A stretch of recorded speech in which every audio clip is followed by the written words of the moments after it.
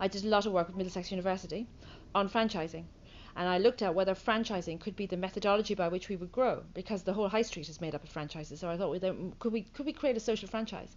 So what we were finding was we were targeting small charity nurseries that were struggling a bit, nurseries who were in poor areas that needed support. But for them to be able to pay a franchise price would be too much for them, and would be too little for us to then build the kind of quality group that we would need to have, and the quality measures that we would need to have, and the quality team we would have that would always be checking that what was happening in the nurseries was of the Leaf standard. And so I couldn't make it work. But what I learned was an enormous amount about codification, scaling, business in a box, and moving it and taking it on. So you have to learn actually from the franchise world about taking things out and making things scalable and replicable.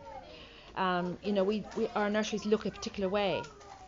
They all have the same kind of model. Those things had to be codified and had to be articulated so that people understood those.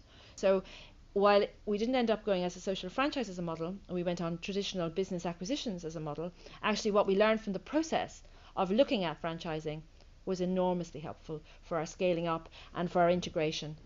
My name is Richard Evans, and I'm chair of the board and one of the founding investors here at Impact Hub King's Cross in London. And I'm also chair of the board of the Global Impact Hub Association that all the Impact Hubs around the world, all 82 of them, are members of. We talk about the people who found an Impact Hub as makers, so Impact Hub makers, and between the makers and the other teams that we employ around the world, I think, this is a rough guess, somewhere about sort of 700 or 800 people around the world are running or founding Impact Hubs, and then we have our members are around 12,000. We are a franchise, I suppose, to the extent that what the association owns is the name. You can't use the name Impact Hub unless you're a member of the association. It's not legally. There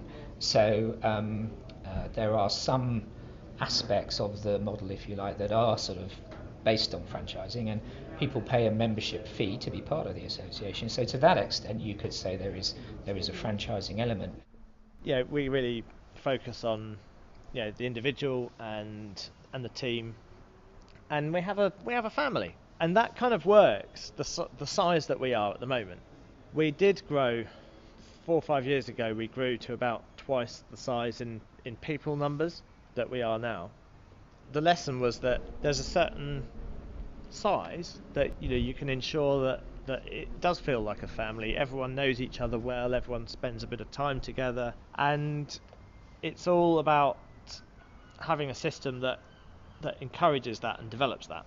So our strategy really is to maintain that small family atmosphere with a focus on the community, but replicate it. So rather than have like one big company covering all sorts of hundreds of services and thousands of people, we want to have a whole network of small community enterprises doing something with that family feel.